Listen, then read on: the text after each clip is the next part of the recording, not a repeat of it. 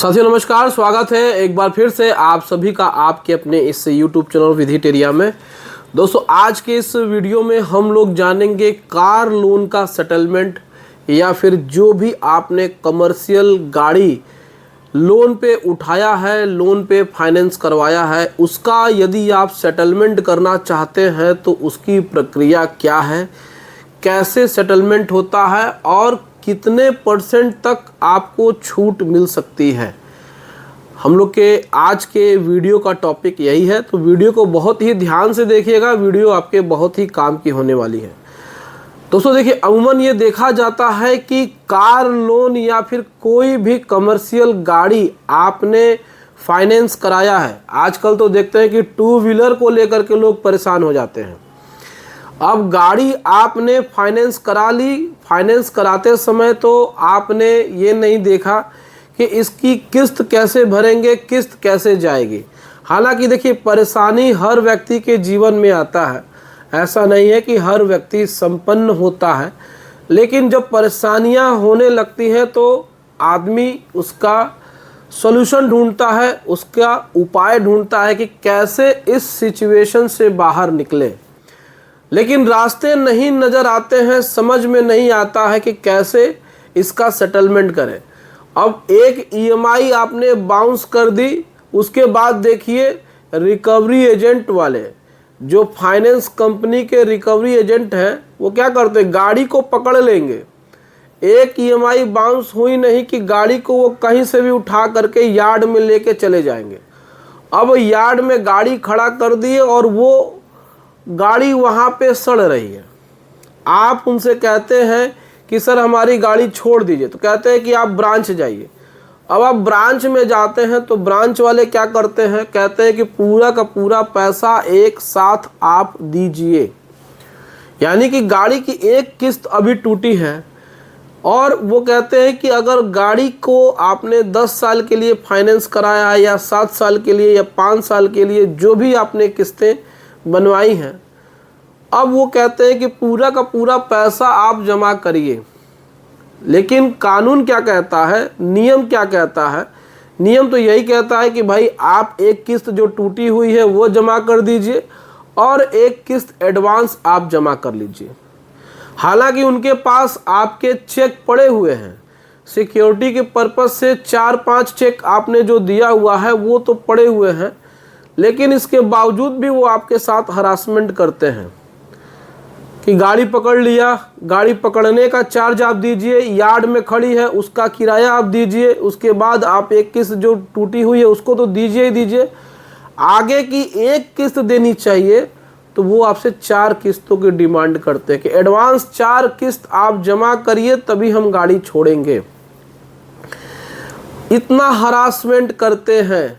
आदमी सोचता है कि भाई इसका हम सेटलमेंट कर लें, लेकिन सेटलमेंट में भी आपको समस्या आएगी। अब वो समस्या क्या आएगी? समस्या ये आएगी, भाई गाड़ी तो उनके पास है। जब गाड़ी उनके पास है तो सेटलमेंट नहीं करेंगे, बिल्कुल नहीं करेंगे। क्यों नहीं करेंगे? वो इसलिए नहीं करेंगे क्योंकि गाड़ी जब उनके पास है तो गाड़ी को वो सेल करेंगे। कह देंगे ना, हम तो अब गाड़ी को ऑक्शन ही करेंगे, ऑक्शन में गाड़ी जो भी दाम निकले औने पौने दाम में, मान के चलिए कि 8 लाख रुपए की गाड़ी है और इन्होंने पकड़ लिया, तो उसको वो क्या करेंगे, वो 2 ही लाख में सेल कर देंगे, 3 ही लाख में सेल कर देंगे। इसमें आप उनके ऊपर दबाव नहीं डाल सकते हैं, ये सच्चाई है, होता यही है।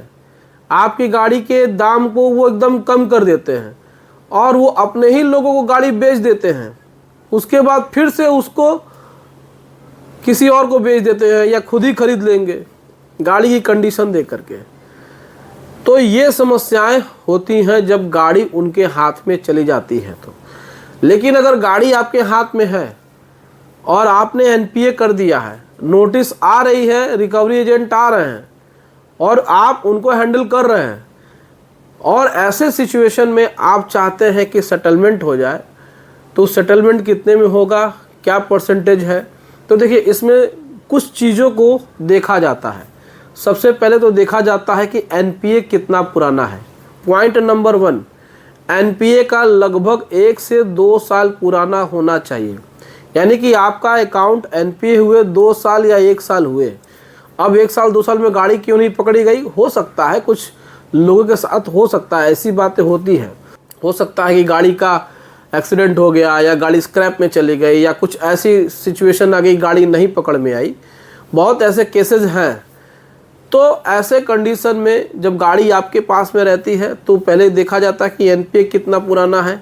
अगर 2 साल पुराना एनपीए है, आपको 40% से लेकर 70% तक डिस्काउंट मिल सकता है, यानी कि मैक्सिमम 70% तक छूट मिल सकती है।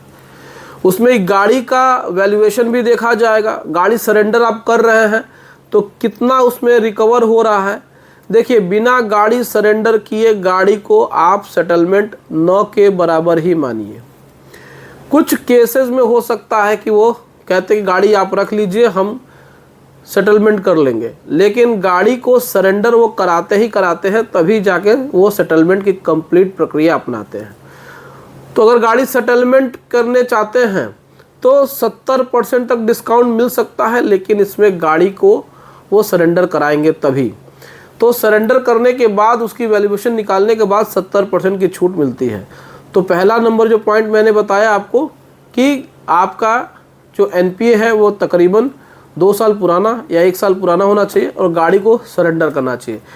गाड़ी का जो लोन होता है वो एक सिक्योर्ड कैटेगरी में आता है, इसीलिए इसमें आपको गाड़ी को सरेंडर करना ही करना है, इसके अलावा और कोई विकल्प नहीं होता है। गाड़ी अगर सड़ रही है, किसी ऐसे कंडीशन में है कि वो उसको ऑक्शन नहीं कर सकते हैं, जिससे कि उनको वैल्यू नहीं मिलेगी, तो गाड़ी आपको दे देते हैं कि भाई लोहे का भाव है, कूड़े का भाव है, वो क्या करेंगे। लेकिन गाड़ी चलती हालत में है और उसकी वैल्यूएशन अच्छी है तो फिर वो पहले सरेंडर कराएंगे तभी जाकर सेटलमेंट कराएंगे। तो ऐसे कंडीशन में आपको 70% तक छूट मिल सकती है। यही प्रक्रिया है, यही प्रोसीजर है। हालांकि गाड़ी के लोन में बहुत ज़्यादा प्रॉब्लम्स होती हैं, लेकिन आपको इसमें बहुत सोच समझ करके ही सेटलमेंट की प्रक्रिया को अपनाना चाहिए। इसमें सिविल स्कोर डाउन तो होता ही होता है, काफ़ी परेशानी होती है। तो जो आपने गाड़ी खरीदी है, गाड़ी आप चला रहे हैं, पता चला बैंक वालों ने पकड़ लिया, फाइनेंस वालों ने पकड़ लिया, उसको फिर ऑक्शन कर दिया, बहुत तकलीफ़ होती है, बहुत सारी समस्याएं होती हैं। तो ये है प्रक्रिया आपकी। तो आज के इस वीडियो में इतना ही, और अगर आपको कोई प्रश्न पूछना हो इस गाड़ी के लोन के बारे में, किसी प्रकार की कोई दिक्कत परेशानी हो तो कमेंट में पूछ सकते हैं। और अगर आपको लीगल एडवाइस की ज़रूरत है, लीगल सर्विस की ज़रूरत है, तो स्क्रीन पे हमारा व्हाट्सएप नंबर दिया हुआ है, आप हमसे संपर्क कर सकते हैं और लीगल एडवाइस ले सकते हैं। चलिए मिलते हैं नेक्स्ट वीडियो में। Thank you so much. जय हिंद दोस्तों।